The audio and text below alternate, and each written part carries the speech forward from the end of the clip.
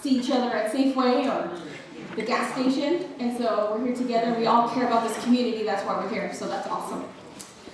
All right, so my name is Natalie Lopez. I've lived in this area, believe it or not, about 40 years. And recently I started to see the area decline.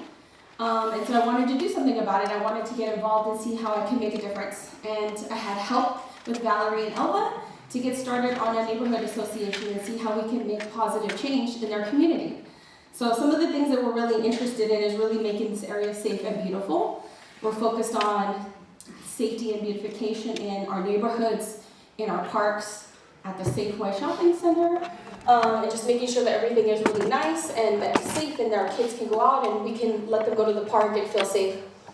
But we also want to hear some of the concerns that you guys might have as well. So this is a community effort and we're doing this together in collaboration together. So we want to definitely hear from you. We have a suggestion box in the back. You can add your suggestions or emails up here. You can email us or grab one of us and talk about some of the things that are concerning you in our neighborhood. Okay, so that's me. Alva, do you want to come up and introduce yourself?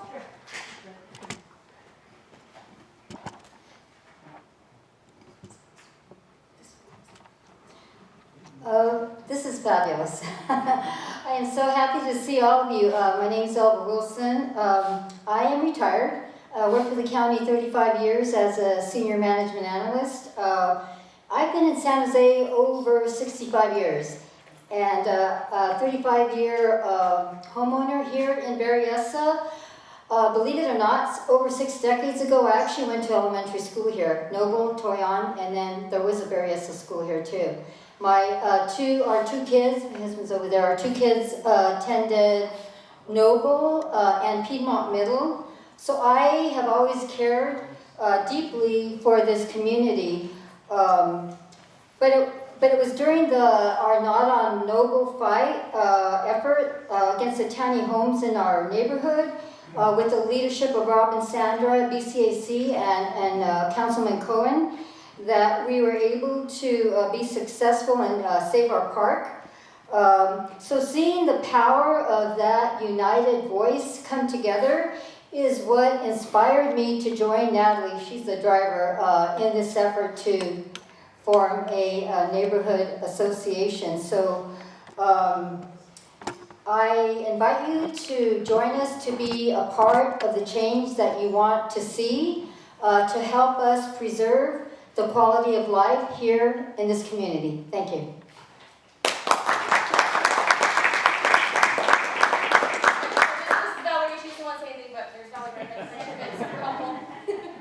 All right, just a couple things and then we'll get started. So quick house rules because we all have to live together.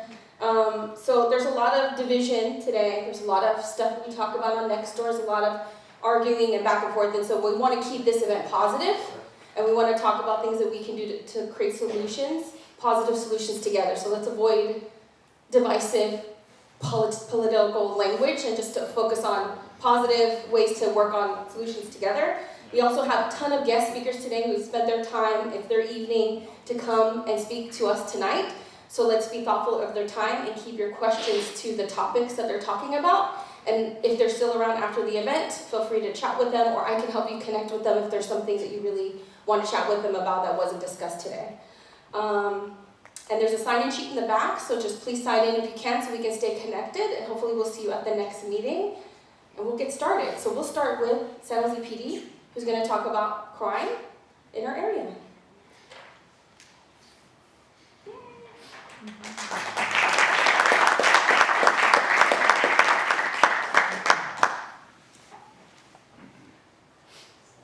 Thanks everybody for inviting me to this community meeting. My name is Macedonio Max Zuniga, and I'm the captain of the Foothill Division. Foothill Division extends from Silver Creek Country Club, probably on the most further south end of the division, all the way to the Milpitas border, and roughly from 101 680 Capitol Expressway all the way to the East Foothills. And just a little bit about me, and then I'll introduce some of the officers and command staff that are present here. I have approximately 22 years on the department. I'm born and raised in the city of San Jose, and I still live in this community, in the Foothill Division, right? So I've lived in different parts in the city, I still am a resident of the city. I'm a graduate from San Jose State. A little bit of my career is about 3 years on, 4 years on. I worked K-9 for about 5 years. I was fortunate enough where I went to the SWAT team. I worked there for another 4 years. I promoted. My assignments were always in the Foothill Division. And then I was assigned to the Bureau of Investigations, where I worked for 3 years, where again I was promoted after that, assigned again back up to the Foothill Division. And then I worked my last assignment, I was in Internal Affairs for 2 years. So I truly understand the community expectations about professionalism and accountability for department members, and the importance of building trust with our police officers and the police department. Here with us today is one of my lieutenants, is Chris Camarillo, who has about 25 years of service with the department. Chris is also born and raised in the city of San Jose. Usually on a good night, we'll have about 2 lieutenants that split the city in half. And today he's a little busy. We're working on a major event on the south side of San Jose. And then we have Officer Grant Widmer, who has about 6 or 7 years on it. He's about 7 years on the department, and he's our community policing officer. So what's special about Grant is when he took this assignment, he signs up for a year. Most rotations are about 6 months, and you're 6 months in a district, right? Grant has been working out here in this district for 6 years, and part of his assignment is that he's the go-to for at least me when I get some community concerns. I send Grant out to address many of these concerns, to put out for me what are small fires, right? Or what are fires, and to address many of the community concerns, whether it's parking concerns, whether it's speaking to, when I can't make it, speaking with our community members regarding different issues, educating and informing our community members about some of the different policies and procedures and legislation that's required to do some of the things that we do as an organization. So with that being said, I'll give you some of the stats. I pulled the stats for last month, right? And one is I want to applaud this association for getting together, and I understand it's your first official meeting together, right? So for this association, it extends all the way from Penitencia Creek north to Sierra Road, and from Capitol Expressway up to the foothills. A lot of that area belongs to the city of San Jose, right? It's incorporated by the city of San Jose. There are mixed jurisdictions where some of those areas are pockets of the sheriff's office. And I know you guys are working on getting some support from the county as well, right? To deal with some of these issues. So sometimes you may ask us something and we'll say, no, that's county. No, that belongs to, that's private property. Or no, that belongs to Eastside Unified. Or no, that's private property. And there's different things that the department can enforce the law on, depending on who has legal jurisdiction over that specific property, right?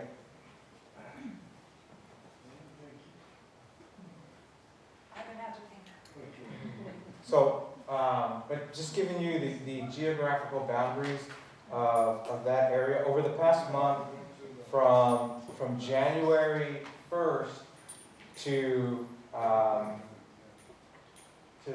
February 10th, there were 328 calls for service in that area, right? And that's folks.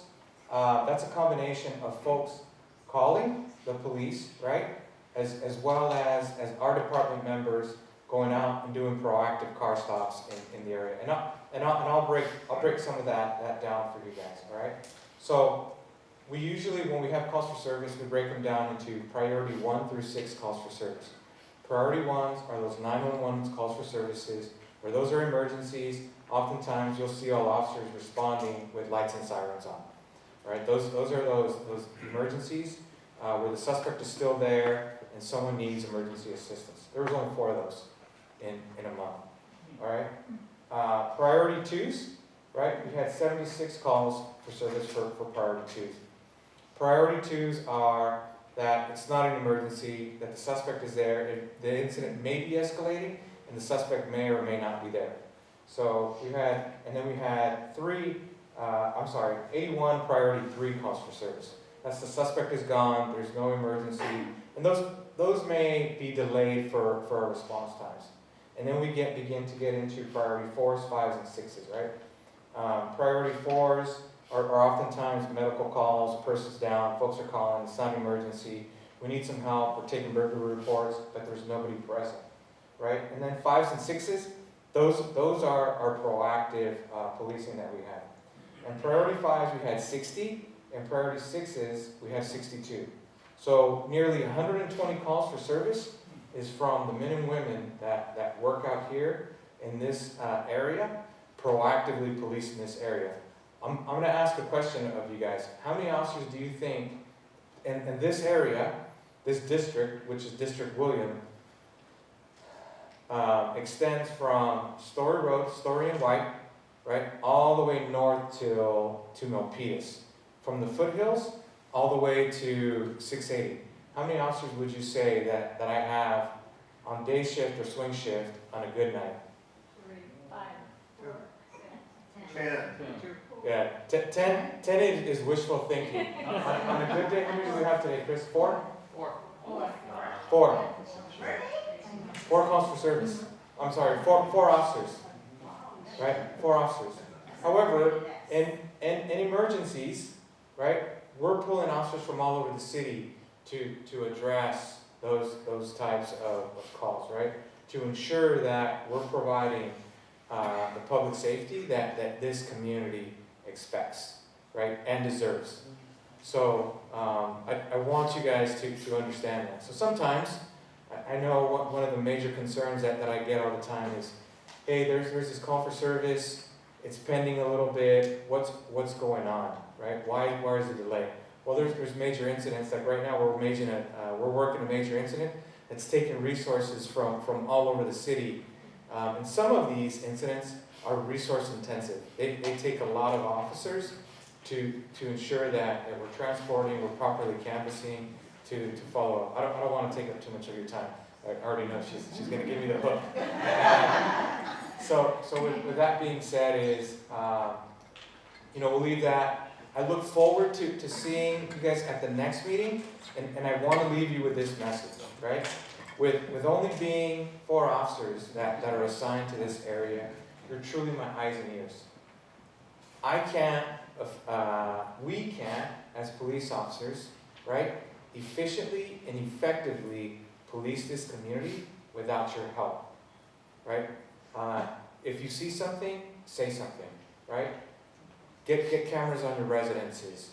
Make sure that you're registering those cameras, because that's what truly helps our police officers, our detectives, solve many of these different crimes that are occurring in our community. So with that being said, you have some time for a couple of questions? Yeah. So you have any questions? All the way in the back. Yes, a couple real quick. The district you just talked about, there's 4 officers. When you do percentages of the city, how much percentage of that is 4 officers taking care of for the city? Is that half the city, 1/4 of the city, that district? That's a 16th of the city. So it's 16? Yeah. Am I right to say right now we give or take about 800 officers in our department? Yep. So I'm just trying to think, so 4 shifts, or maybe I know it's more than that because he's got night and day, but that still seems very low. Like, So if you're Yeah. trying to get at per capita, we have about 1 officer for every 1,000 residents. One of the lowest per capita yeah, in the nation. Most are 2 officers for every 1,000 people. yeah. Yeah, there's no other city in this country with our population that has the size police department that we have. For a city this size, we should have 2,000 officers. Yes. And we're still able to provide. Go ahead, Chris. I'm sorry. But every day it's about 9 or 950 that can put on this uniform if something were to happen. Yes. Right, that's from the chief on down. Everybody knows it, City Hall knows it. I mean, we're full court press with hiring, but it's not just our department, it's every big city. They are struggling with hiring and retaining young people now. You could see it, there was a dip like this when it came to recruiting nationwide after the George Floyd thing. Yes, I'm a retired deputy for the county. Oh. 27 years at the jails. So you know. So I know a lot about what's gone with the hiring. That's why I was curious right now. Is it mostly budget, or is it mostly no one wants the job anymore? It's a culmination of things. Yeah. I don't know how much budget plays into it, but one of the challenges that a lot of people face living in this area, you guys have all been here a long time, is the cost of living, right? And a lot of people don't know this, but the officers in the city, we have a mandatory 20% pension contribution. No ifs, ands, or buts, it's gone.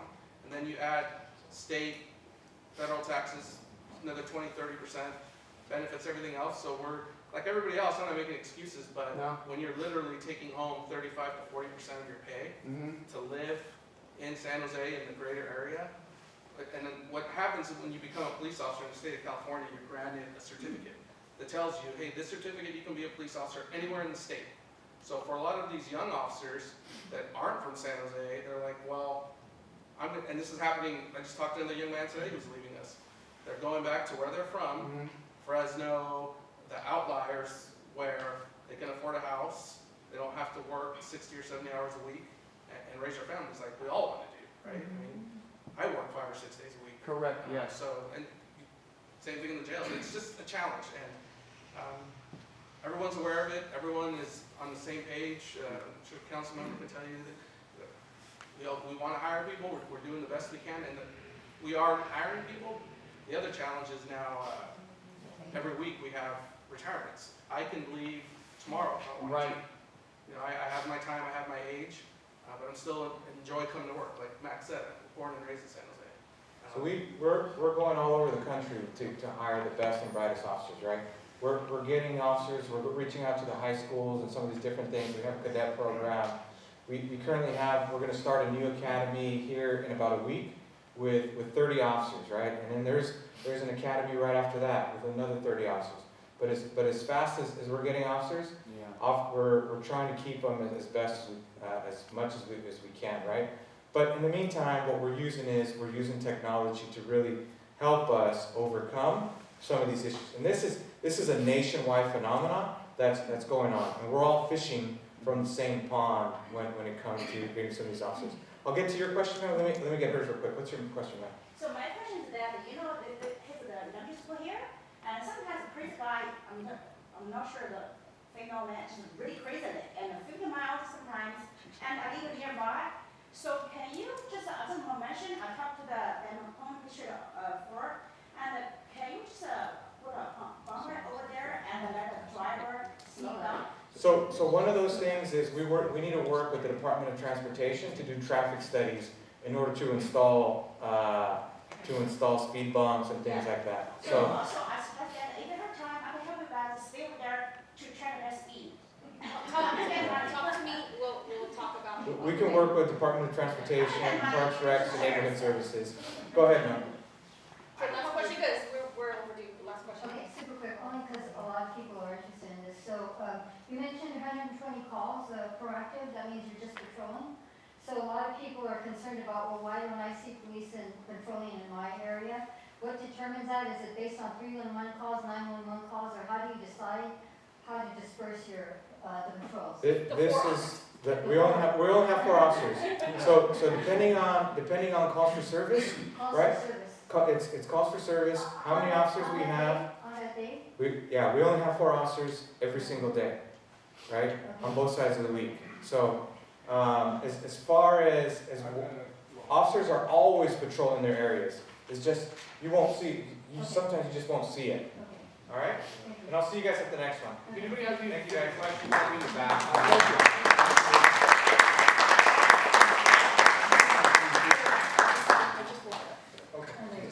There it is. Magic Thank you so touch. much for, yeah. No, it's part of Oh, magic thank you so much for coming. Thank you guys, I know you're really busy, and we really appreciate you keeping us safe. Thank you. So thank you. Thank you. Okay, next up, we have to move quick. We have somebody from Auto Lee's office here for an update.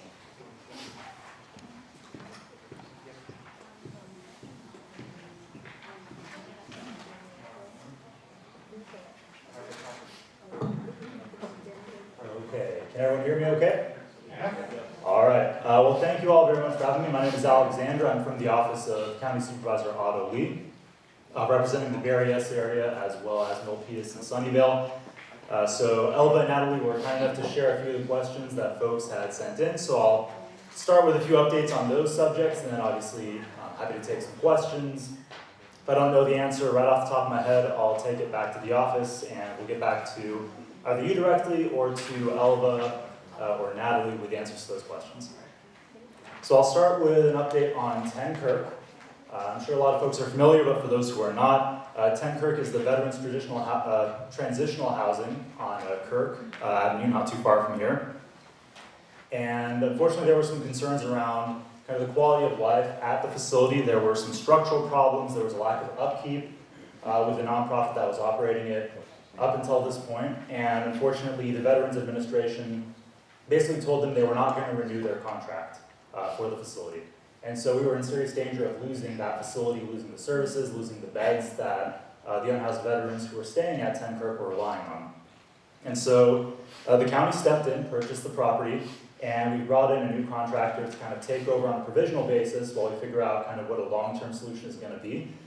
But for the time being, the new operator is doing renovations, they're doing repairs at the facilities, operating as quickly as possible, but also as thoroughly as possible to make sure that we ensure that the facilities are well maintained, that all the repairs that are necessary are done. And for the time being, while those repairs are underway, the veterans who are currently staying at the facility are being moved to hotels and interim housing in the area. So our emphasis is really to make sure that no one is falling through the cracks, right? The veterans who are staying there currently still have a roof over their heads, are still getting services while those repairs and renovations are being done. And so once those renovations are done, it's going to continue to be a veterans facility, right? It's going to continue serving unhoused veterans as a target population. We don't currently have a timeline on that. They're still currently working with the folks at the facility to transition them to temporary housing while they do the renovations and repairs. But again, our office is always happy to provide an update, so we hope to stay in touch with you all as that process continues. Another point that was brought up was the fairgrounds. So as many of you guys know, the fairgrounds have long been fairly underutilized, right? And so there's some exciting new projects that are underway at the county fairgrounds. One of them is the SJSU commemorative track and field facility. This is being done with about $25 million that was secured by some of our representatives over in the state assembly. And that's going to provide a facility not just for our athletes, our student athletes at San Jose State to use for practicing for track and field, but it's also going to create new green spaces and fields for the public to use, right? So families and children can make use of those fields as well. There's also exploration of an agricultural education facility underway at the fairgrounds. And so this is going to be a facility that's going to offer classes on how to conduct either home agriculture, farming, taking care of livestock. There's going to be an equestrian center considered as well. And so that's currently under consideration. The big kind of earthquakes deal that's been ongoing as well. County staff has directed the Fairgrounds Management Corporation to work with the earthquakes to make sure that there's a fair valuation of the land that's being rented, and so those discussions are ongoing as well. Lastly, we were asked for kind of an update on efforts on mental health, in particular working with the unhoused populations to make sure that they get the mental health and substance abuse support that they need. So just a quick update on where things have been on those efforts. In the last couple of years, since the start of 2022, we've added over 200 beds countywide, with hundreds more planned. And so that includes acute care, subacute care, residential, temporary housing, substance abuse support across a whole kind of spectrum of needs for mental health for the unhoused residents. And so that's funded through county funds, state grants, county funds, state grants, as well as federal sources as well. And we've got some major construction projects that are looking to be expanded over the next couple of years to ensure that we not only build on, but preserve and enhance the level of treatment that we're providing to our unhoused residents, making sure that they're getting the care they need, whether it's mental health, substance abuse, medical, whatever's necessary to help them get off the streets and get a roof over their heads. And so that includes home key projects in places like Palo Alto, in Santa Clara, which are going to create hundreds of shelter units over the next couple of years that are going to come online and help us deal with the mental health needs of our unhoused residents. So that's kind of the main bulk of what I've got in terms of the 3 points that Natalie and Elvin mentioned. But if you want any further details or any questions related to those things or any other items, I'm happy to, again, either answer them now or make sure that we get back to you with a response once I get back in the office. Yeah, go ahead. Do you have any mental health focus for the city of San Jose? Any mental health focus for the city of San Jose? So as in beds in the city of San Jose? Mentioned Palo Alto, Sunnyvale, everything outside of San Jose, and I'm just curious. Yeah. Is there engagement there with San Jose? Oh yeah, absolutely. So actually just, I think this was a couple of months ago, we've got the 101 Jose Figueres project. So this is sort of near the downtown area. That's going to have 57 mental health rehabilitation beds. So that's one of the projects that we've got in San Jose. Off Bascom, there's an adult residential facility there that provides mental health and substance abuse services as well. And that's going to add another 28 beds in the next couple of years. So we definitely do have some programming going on in San Jose. And again, I'm speaking just to the county. I'm sure there's other projects underway at the city as well. I can't speak to those. That's just what's happening on the county side of things. Yeah. What's the current number of beds available for mental health services? I'm not sure what the total is at the moment. Again, that 200 figure is just in the last couple of years. But I'm happy to follow up and get that information for you. Thank you. Yeah, go ahead. Does the county have a contingency plan if nobody gets the VA contract for Kirk? Is it going to become just a big homeless shelter for anybody? No, so we're feeling pretty optimistic about the VA and working with them. You know, we're working actively with them as well as with the operator that we brought in on a temporary basis. If that doesn't pan out, the county is planning to look with some other operators. We're in contact with a few other options. But the plan is still to ensure that that remains a facility targeted towards unhoused veterans. You know, we want to make sure that we continue to serve that specific population of the unhoused, make sure that they're getting the services that they need. Yes.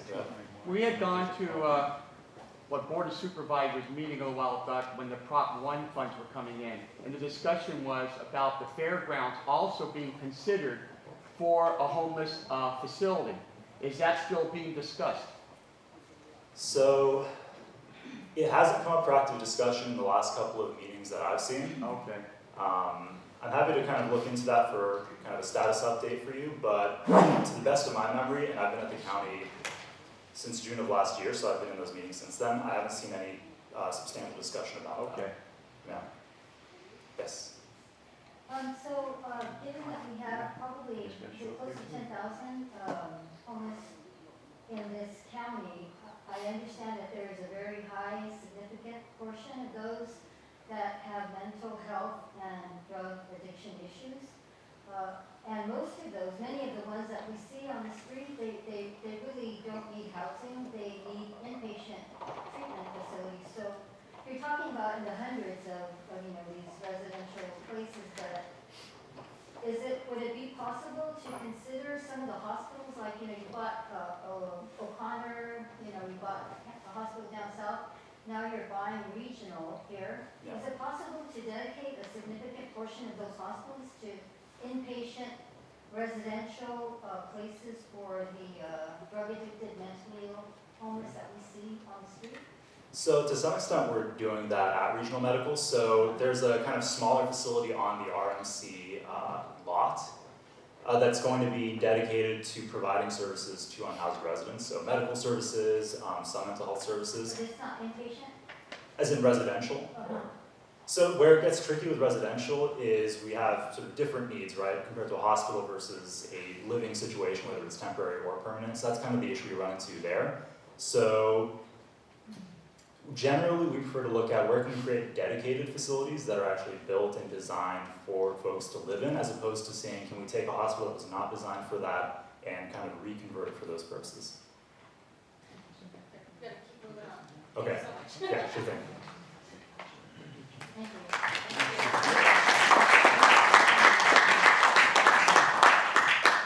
All right, next we have David Cohen's office.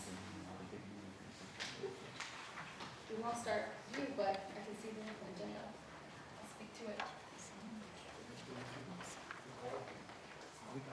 I love it, you're running a tight ship with Natalie, that's good. I want to say, first of all, we're really proud of Alexander because, as you might remember, he worked in my office for a year and a half. went off to go get his graduate degree at Georgetown, came back to do bigger and better things, is teaching political science classes at San Jose State now, so he's a great resource for us as well, but has history here working in the city offices.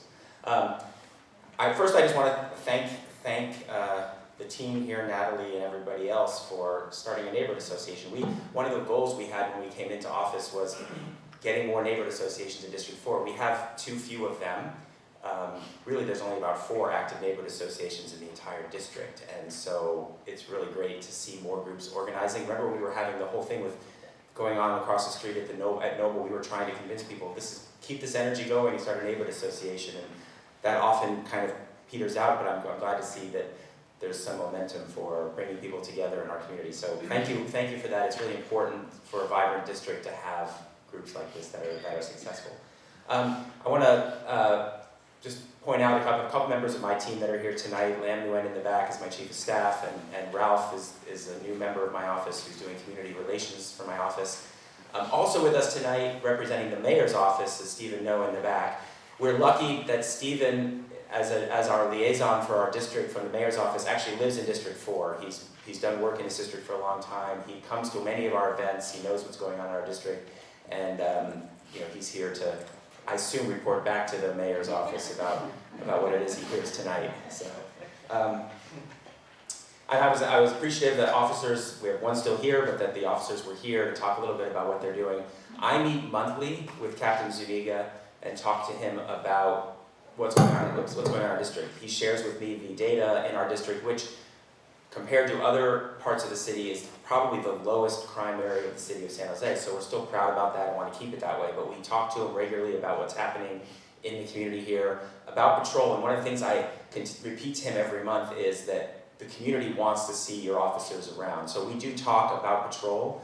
The officers do patrol, but as you heard, a patrol might mean that once every few days they get through your neighborhood. So you're not going to see them every day, and you'll probably, the odds of you being out when they go by is pretty low, but we are very, very insistent on the officers circulating. I also do talk to them about hotspot areas like the shopping center at the corner of Berryessa and Capitol, and I say, when the officers are stopping, which they often do during the day to do their reports, and they have to sit somewhere to try to station themselves in key areas of our district where they're visible so they can be doing their reports in a place like that. So the captain has agreed, the officers have been told, but obviously they're not always near there. They cover a big area in our city. There were questions about police staffing. We have budgeted for more officers than we have, so at this point it's not a budgeting question, it's a question of being able to hire and train. We have really high standards in our police department, so when you meet our officers, you'll know they've gone through a rigorous screening process. They have to be very, very qualified, and they have to go through a very rigorous police academy to get to where they are. So we're not going to cut our standards in order to increase our police department staffing. We're going to continue looking for the highest quality people to be in the police department. It's definitely our interest to reduce the number of vacancies in the police department. It's not saving us any money to have vacancies, because the result of that is that we're paying overtime to people to fill in the backfill, which means we're spending the same amount of money on fewer officers that we would spend on more officers. So our interest is to actually hire the officers, and we continue to do that. Obviously, it's a tough battle because every year a number retire as we also hire. So it's not just an additive question. It's a net question that we're working on very, very hard in the city. Yesterday, our council went through I guess it was basically a day long. We started at 11 a.m. and went till, I know you didn't quite make it to the end, Natalie, but I do know some folks here made it to the end, till about 7:30 last night. So it was about 8 hours of budget hearings. We listened to our current interim budget report for where we stand mid-year for the 24-25 year, and began to talk about our priorities for the 25-26 year. It will be the first deficit budget we've had in the city in a number of years, the first one since I've been on the council. Never fun situation, but we have a very strong finance department in the city who's scrounging for every location where we can find the dollars so that we have to make as few cuts as possible. I think the cuts that we have to make this year will be small enough that you won't feel them in our neighborhoods. We're hoping that in the years ahead that we won't continue to be facing these deficits, but we'll see. But we're going to be working very hard to continue on our priorities, try to keep our services at the level that is expected from the community and make sure that we are also addressing our big issues: homelessness, blight, housing, and public safety. Those are really the key things that we're never going to skimp on trying to solve. And obviously, homelessness is the big issue. Half of our meeting yesterday on the budget was focused particularly on homelessness and how much money it's costing us to address homelessness and how we should best utilize those resources. There's always a debate between what kind of housing we build, where we build it, but I'm excited to say that this is the year that a lot of our planning is coming to fruition in the city. We will be opening 600 new interim beds in the city just this calendar year, which will bring us up to nearly 2,000, which will make a significant difference because people move through those services about 6 months or to a year each, which means as one gets served and moves on to something else, we reopen that space for other people to move through.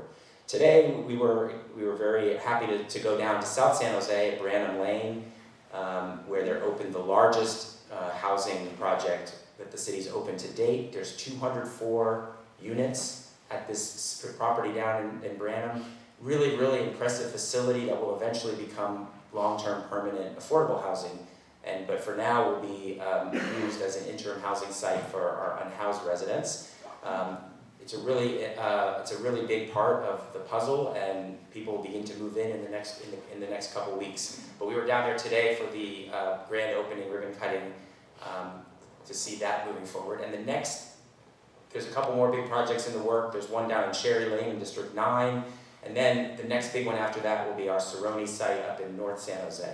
And despite the fact that the chart yesterday at the council meeting said 100 beds, I confirmed today that there will be 200 beds at that site when they build it. So we're hoping that by the fall this year, the Cerrone site at the VTA property will be open and ready to accept residents, focusing first on residents who are in the north part of the city. So that's going to be a big piece for us. The other thing, of course, that I've been anxious about is our RV parking site. We have a large RV problem in the city. We have about 850 RVs on the streets around the city. The city Department of Transportation just drove every street in the city over the course of the last 5 months and mapped the location of every RV and oversized vehicle in the city. And you can go on the website at the Department of Transportation and look at that map. Now that the map is only as accurate as 6 weeks ago, because some move around, but it gives a good idea as to where the highest density of vehicles is, where the biggest issues are. As a result of that, the Department of Transportation identified 30 streets in the city that will be part of what we're calling an OLIVE program, which is an oversized and lived-in vehicle enforcement program. Those 30 streets will be cleared of RVs over the next 4 or 5 months, and permanent no parking zones will be put in those locations. In conjunction with that, we're opening our 85 site RV safe parking site on Berryessa Road over on near all of the commercial, so near all the industrial sites over there. And that my big frustration, and I know that Stephen and others in the back know about our frustration. This site was supposed to open in the fall. It was supposed to open then in January. It's now February, but we're getting much closer, and we believe we're weeks away now. So by the end of the month, we expect that site to be open and begin to move RVs onto that site and off the streets. We have, I mean, every week we talk to our housing team who's going out to talk to the RV dwellers and offer them spaces, and we're focused on streets right in the vicinity, around about a 1.5 mile radius around that site, which includes Sierra Road and Flickinger and Junesong and King Road and Berryessa Road and several places a little bit to the south of that, which will all have first option to move onto that site, and then those roads will be cleared. So we're hopeful that this is going to go smoothly in the next month. I'll allow some time for questions. I'll just mention that we're here in the Berryessa Library. We're excited that in a few weeks we're celebrating the 20th anniversary of the opening of this building with a celebration from 11 to 1 on Saturday, March 1st. So I hope you'll join us. For those of you who are interested, we will finally be fixing this pond. The goal is to have the pond filled with water and looking great by the time that March 1st celebration happens. The city, they finally found out what was wrong. There was a leak underneath, and every time they filled it, it kept leaking. So they found a contractor. It's not a major project, but when the rain stops, they need 3 days, and they will be fixing up the pond. So What's the capacity of the RV? 85 RVs. Do you know the reason for the deficit? I actually have two questions. Do you know the reason for the deficit? And the second question is, do you know what's going on with all the RVs on Taylor Street? I know that's not our district, but the path to the airport. Well, yeah, I'm not an expert on what's happening on Taylor Street. I'll start with that question first. A portion of it is part of the OLIVE program, and they are working to clear that area. But and they've cleared a significant portion already, but there is still a portion there. Some of those RVs are also waiting for placement at the Berryessa site, so we're kind of not clearing things until that site opens because we want to make sure we know where the people are. But I don't represent that area, so I don't know the details about the timing of any of that. As far as the deficit, the biggest issue we have is that sales tax is down. So the sales tax revenue is down 9% year over year, and sales tax is about 30% of our city's budget. And so that's the primary reason for the deficit. Obviously, there's some other smaller issues, but that's the main issue we're facing right now. Is what does that mean? Sales tax is down.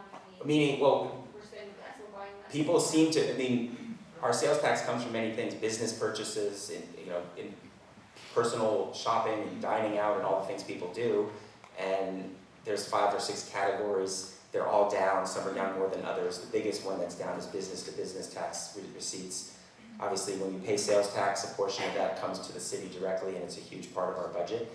And so every quarter we get tracking as to how sales tax is doing, and in the last year, sales tax is down, and that's the primary reason. I will point out, though, that we have a $1.4 billion general fund, and a $60 million deficit is a pretty small percentage of that general fund. So while we have to figure out how to save that money, it's not a catastrophic deficit. Is the sales tax going down because businesses are moving out of the city, or is it because people are buying online more than they're buying in store? We don't know the exact, it's hard to know the reason for a 1-year change. This is just a 1-year difference. Sales tax was up significantly after COVID. So whether it's because of a leveling off, or it's because there's a little bit of consumer unease, some businesses have cut back on spending because of the economy. So there's a combination of factors, but it's not because of some kind of exodus. It's just a behavioral change that's occurring.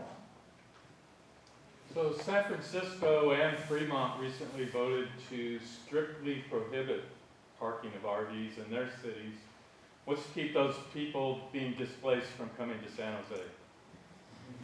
Well, first of all, I will say that I don't know that a strict ban actually results in RVs leaving those areas. I mean, it remains to be seen what enforcement looks like. I don't believe that it's possible to enforce that kind of ban. So I'm not yet convinced we're going to see major changes. If people leave, they tend to not go too far. So presumably some might come here, but we'll have to see. I don't expect what San Francisco does to have an impact on us. We do know that Milpitas cracked down a couple years ago, and some of them came here. So within our county, we see some movement, but I don't know that there's significant movement, at those distances. And as I said, I don't think that the strict bans actually end up, But clearing the streets. Fremont's pretty close. I could easily we'll see see. them migrating here. We will see. I'm not convinced that Fremont's actually going to enforce a ban and everyone's going to be leaving Fremont. People are going to be moving around, running from the enforcement within the city is most likely. But we'll see what the effect is. I mean, it is not a solution to put an ordinance on the books. The cost of us trying to clear people is just as great as the cost of us trying to serve them. I'll go ahead and front here. Very quick. So I'm glad to hear that you mentioned several different areas here near in the Berryessa area where there's RVs that are going to be moved into the RV park. But will you be creating no return zones? Because what's to keep, move all the RVs in Berryessa into the RV park, what's to keep other RVs from populating that area if you don't?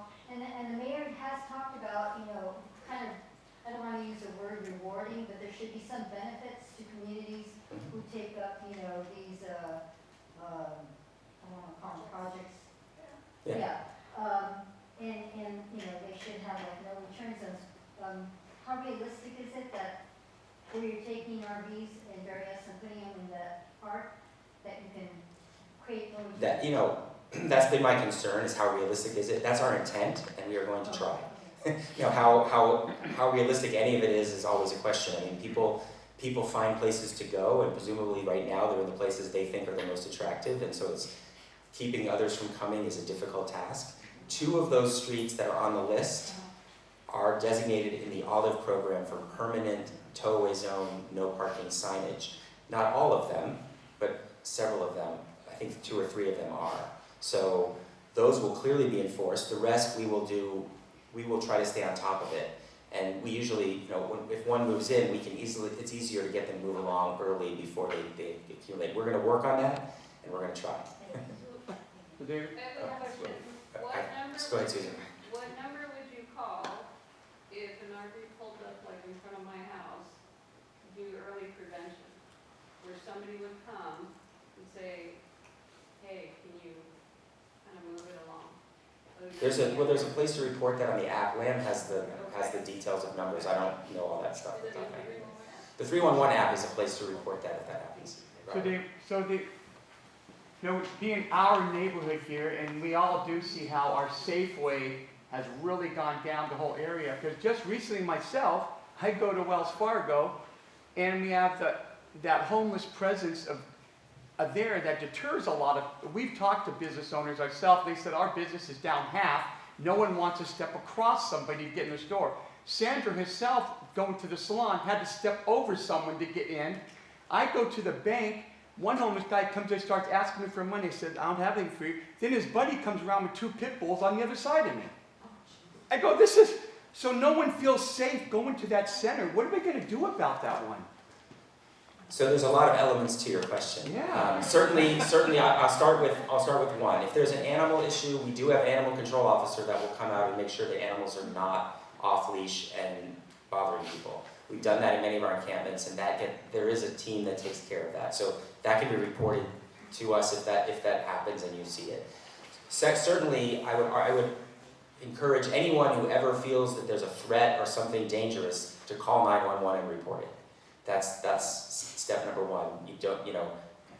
Don't turn around and walk away. If you feel like something's threatening, then police should be called. When it comes to the center itself, it is private property, and the city won't go onto that property without the property owners wanting to be a partner in that.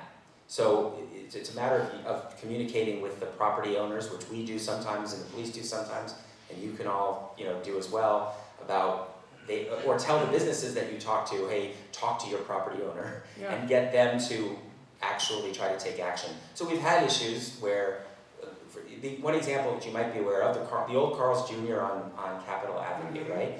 When that closed, and by the way, Starbucks has bought the property and is building a Starbucks there, and when they build it, everything will change on that property, but that's a separate piece. Carl's Jr., when they closed, a lot of people began hanging out behind it. We knew about it, but the property owner had to initiate a cleanup, and we work with them regularly, tell them when there's an issue, they have to then go do the cleanup. So is that why, like, we've all noticed, we live in this neighborhood, we saw how the Dollar Tree side got a facelift, new paving, and when we go to that center where the tea shop is, a donut shop, I don't see that anymore. It's really changed. But the other side is just falling apart. So did that change? Did the owners of that property do something recently? The owners of the property did an upgrade. They actually worked with us very closely in my first couple of years, and because they had some break-ins and other things happening, and they got very serious about it, and they've cleaned it up. So it is up to the property owner to step up and do that. So how do we get, as a community, how do we get information if it's public record too? Like, so we can encourage owners and store managers to complain, but as a community ourselves, hey, clean up your place. This is one of the things that we're focusing on in the organization, so we're going to create a committee. Okay. And we have the support from David's office, we have Lamb, and we're going to work on focusing on channeling our efforts to talk to the different business owners, to bring in, like, to do all the different pieces. There's a lot of of different steps we have to do, but we all have to kind of channel in and focus our energy in the right place so that we can. And by the way, just so you know, that property is complicated because there are, I think, 4 or 5 different owners that own that's segments of that building. Okay. So it's not one property owner, which also makes it complicated. CVS owns their building, there's a different owner where Safeway is, and then the business in between are owned by someone different, and the parking lot is split. Wow. So okay. it's actually fairly complicated, but that's part of, that'll be great if the neighborhood association helps coordinate communication with that. We're sort of pulling together. I think we are one at a time. Thank you.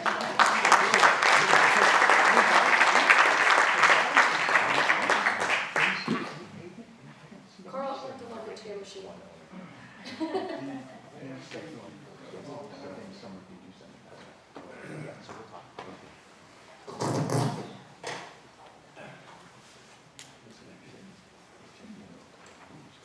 Okay, next up we have.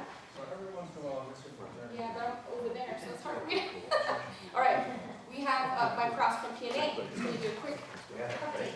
Thank you for inviting me here. It's great.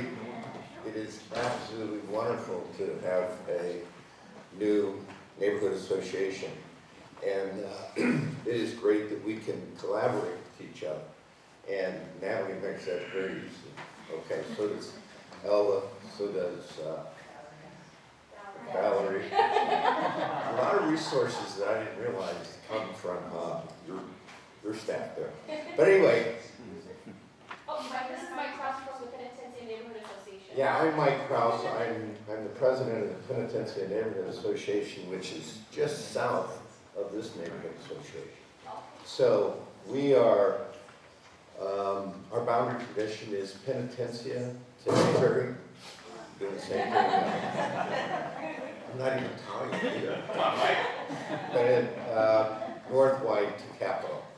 So that's it's 852 homes. We have 615 members. So I can't tell you how excellent it is to initiate a neighborhood association. Okay, because there's such energy that comes from a neighborhood association. PNA and Beautify Berryessa has been working some issues with regards to collaborating on homeless, collaborating on the Safeway area, collaborating on supporting with the San Jose today, Together San Jose. But I was just going to say, the advantage of that association is really safety, security, and quality of life. And that's what PNA has been focused on.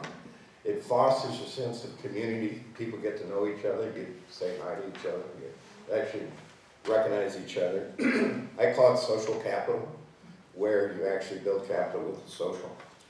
And we support crime when it happens in a neighborhood. We as an organization have a message that they send out that says, hey, this happened, let's be aware of it. Some of the things that PNA is focused on is engaging with the government representatives, okay? The City of San Jose Mayor's Office, and that's through Stefan No back here in the back, which has been very good for us with regards to trying marketing, getting more people into the bank. I'll try and get through this quick. Let's see, District 4, David Cohen, you saw him today. And the other side of that is a neighborhood association can assist David Cohen. It's not always just go to David Cohen with your problem, but David Cohen can use neighborhood associations to come back to you and ask for things to do. And that's happened back and forth and stuff, as David probably knows. District 3, you had Otto Lee representative, Valley Water, Richard Santos, I see is in the room. Phenomenal person that if you give him a call, he's going to take action, he's going to call you back. And you had the Foothill Police Department here.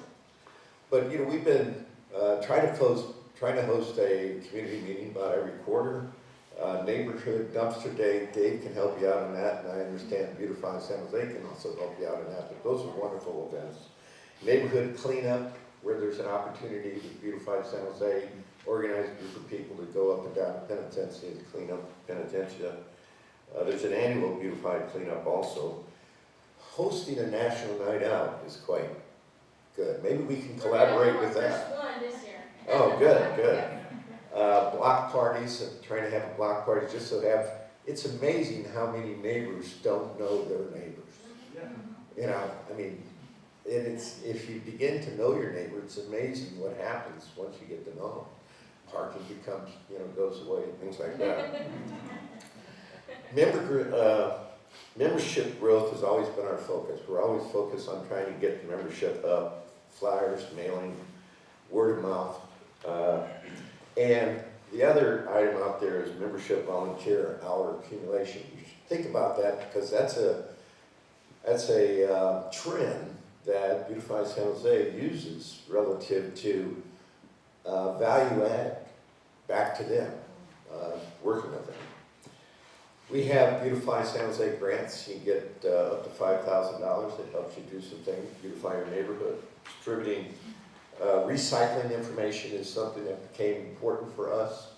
A lot of people don't realize that you can just call large item pickup and you can pick up things right in front of your house rather than wait for a dumpster day and things like that. It's very easy, It takes about 2 weeks. I do that's the second time. I haven't done it as often as this. We had a nice thing that happened is recommend contractors listed.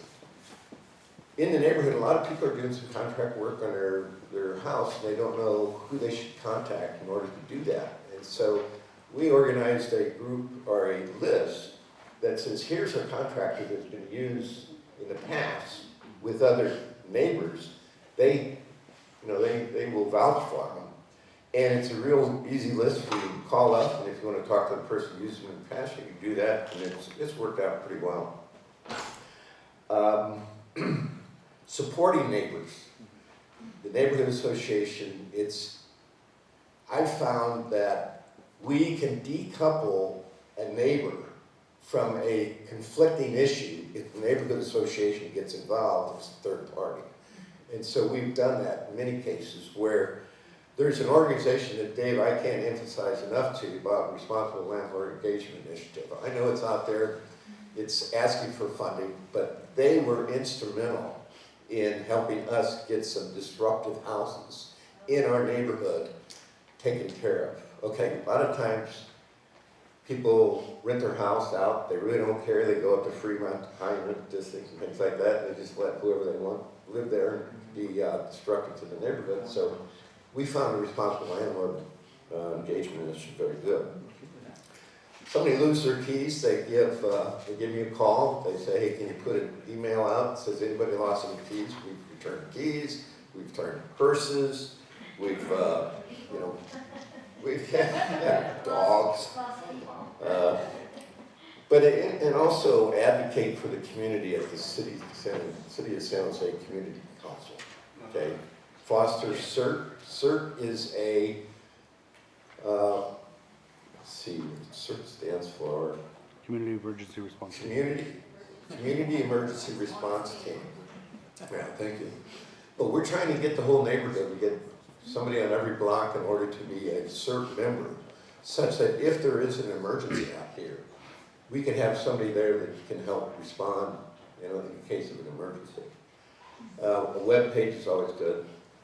And challenges that we find is finding individuals that are willing to step up to be board members, believe it or not. So I commend this board member. Volunteering for efforts, volunteering for cleaning up, Berryessa Art and Wine Festival, and supporting government representatives. But that's all I wanted to say, and I can't say enough for Natalie, so thank you very much for the opportunity.